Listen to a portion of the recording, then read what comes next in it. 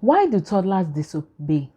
Like, why do they deliberately do the things that you said they should not do?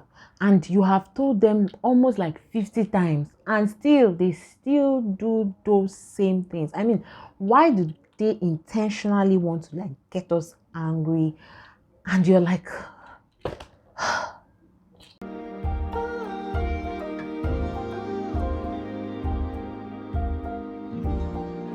hi, my name is Adebanjo Faith. If you're seeing me for the first time, and I'm a mom of 1.5-year-old girl, and I'm currently, working on learning toddler discipline generally, how to, imbibe discipline on your toddler, on my toddler, which has led me to come up with a little series while I learn to share with you guys.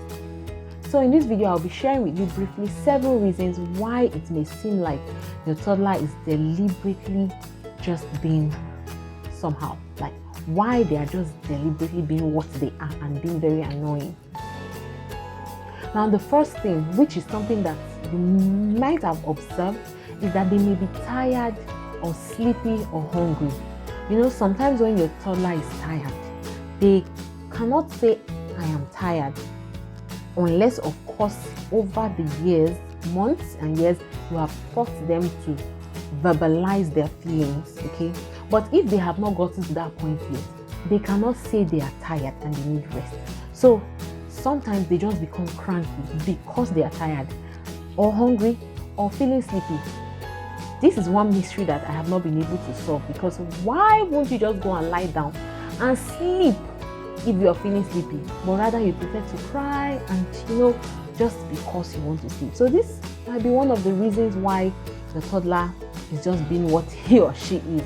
So just calm down and observe. It might be that they are tired. They are tired. The second possible reason may be that they need clarity on what you have told them. Okay, sometimes we as parents, we tend to talk plenty when you're talking to your toddler.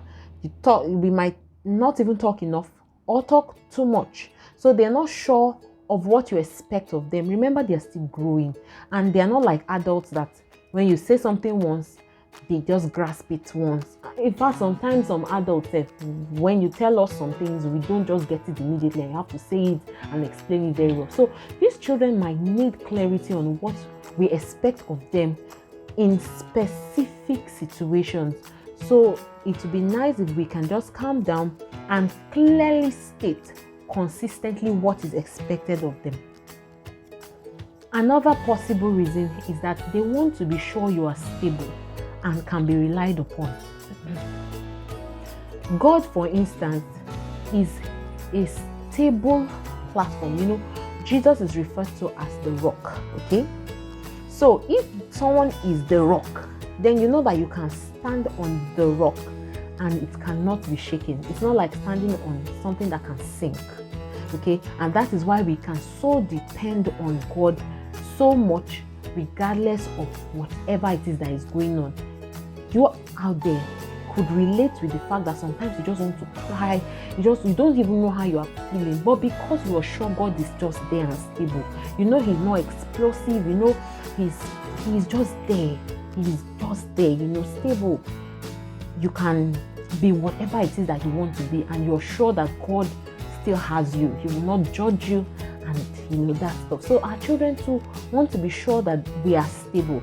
And now, talking about God doesn't shift His standard because we are feeling somehow, So the fact that He is stable, even in His principles, can make us trust Him more, because we know He cannot change regardless of the situation. So if we as parents can also adapt that, yes, we are not God, but we are gods, And if we can also adapt that, in fact, as I'm talking, I'm learning already, we are gods. So if we can actually be firm with the principles that we have on ground and expectations, realistic expectations regarding our children, then they will learn to trust us more on the long run. Now, the fact that they are not sure about some certain things yet, they want to be sure we are stable.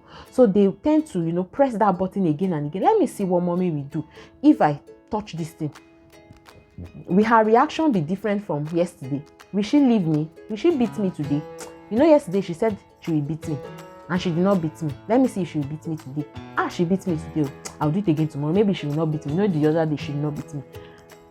That is just how toddlers are. They want to be sure that we are stable. So over a long time, when they know that we are stable, then another possible reason is that they might be having some feelings that they want to let out. Let's not forget that children are also humans who have emotions. They have feelings. Just the way you as an adult, as a mom, as a wife, as a dad, as a husband, you have some feelings that sometimes you don't even know how you feel. Sometimes you feel like crying. Haven't you felt like screaming and just being anyhow? Sometimes you feel like I can go on and on with this list. So children are also human, though the difference is that they are still developing. There are some things that have not been shaped yet in them, but they still have these feelings, and it is our responsibility as parents to allow them express these feelings truly. It's not like you're being soft on them.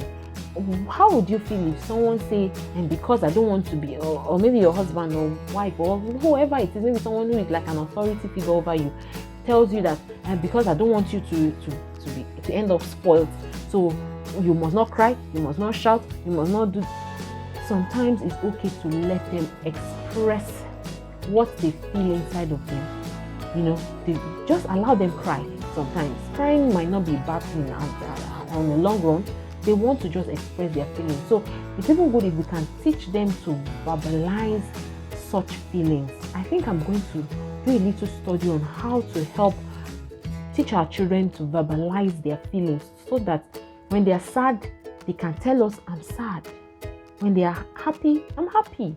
When they are frustrated, they're going to say, I'm frustrated. I feel frustrated right now. And they can learn all of that from us. Maybe that will be another video. Don't you think so? So it's good to please validate their feelings.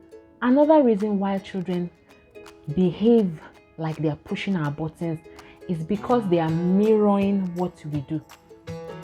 Sometimes it is what we do they are actually mirroring. But because you don't know you do those things, or you expect realistic expectations, remember, expect them to behave a certain way. You don't expect them to do what you do, but they will do it. For instance, if you are fond of snatching a toy or an object out of their hands, don't expect them not to snatch from your own hand and their friends' hands too. So they might be mirroring what you're doing. So somehow, because of this, in fact, that is one major lesson I have learned and I am learning, is to watch my action, if not for any reason. The fact that I don't want them to pick the wrong things from me and my husband. One very common reason I think children do the things they do is the fact that they are trying to get your attention. Now they know that if they're all well, good, comported, seated one place, you would be like, okay, thank God you are good. Now let me now focus on writing my project. Let me now focus on doing what I want to do. Let me now quickly. But meanwhile, they need your attention. So how else do they get your attention? When you now, when they misbehave, you now face them and you're like, I don't want you to do this. Sit down. That attention alone is enough for them.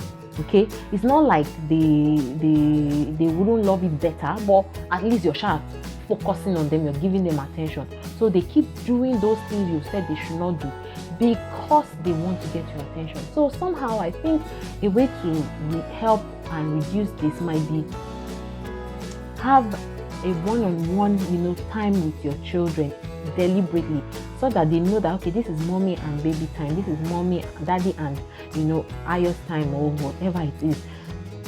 Let them know that you have, and at such period, let them know you have their full attention. And we parents of these days, our gadgets, in fact, most of the time when we are not pressing the phone, it's like something is wrong with us. Aside the fact that we could have a lot of work to do on our gadgets at some point in time, but when it is time to face them, please let them know that this is a time to face them. And if you are busy on your phone, for instance, I think one way to do it is that, and you need to actually complete what you're doing before you focus on them. I feel communicating that to them would also help.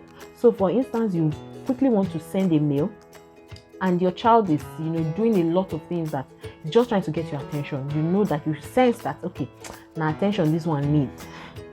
Talk to that child and say, please, can you kindly give me 2 minutes? Just 2 minutes. Let me quickly send this and I will return to you, okay, please. And then you give the child maybe something to do while he or she waits, and then quickly do what.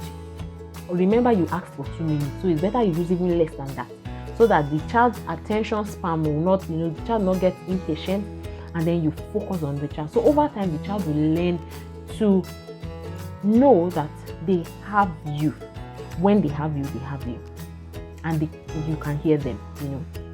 So finally, I think one of the reasons why they tend to push our limits or push our buttons is because they want to validate our love for them. Showing our children that we love them is something that cannot be too much. I don't think it's just like there's this song, Excess Love.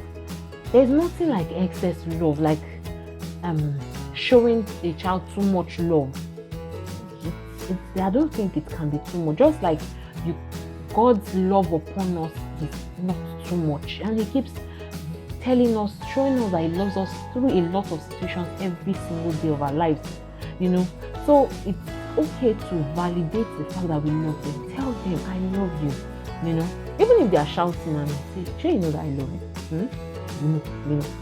I don't know. I'm just trying to imagine, and God will help us to really put this into practice, because by God's grace, looking forward to improving on a lot of things that we have gotten wrong. As Africans especially, our elders believe that when you shower, your child you love your child, but if you show it too much, then it will enter the child's brain and the child will start to misbehave. But why is it that God showers us with such amount of love and He doesn't think it will enter our brains? And God is our role model. Jesus is our role model. So please let us express, I could go on and on with this. A wife cannot get enough of the husband's love. In fact, it is okay if you are telling me I love you every 3 times a day, just like we have lunch, breakfast, lunch and dinner. I know you love me, right? But I want to hear it. I want you to tell me again and again and show me in different ways that you do. Okay? So our children are no different. So let us validate their love. Let's change this African mentality. Let's change this mindset that we cannot express our love so that they will not get spoiled. No, they won't get spoiled. They will just bask in it, and they'll be able to, they'll be confident, yes, to grow in our love. Let's just imagine our relationship with our Maker and try to, replicate the same with our children, and God will really help us. Thank you so much if you stayed to the end of this video. I would, like I said, continue uploading as I learn about this toddlerhood thing, and I hope you journey on this journey with me. If you haven't subscribed yet, please do well to hit the subscribe button, because I release parenting content weekly by the grace of God as I journey through this parenting thing. And thank you so much once again for staying to the end of this video. Please don't forget to give this a thumbs up. See you in my next video.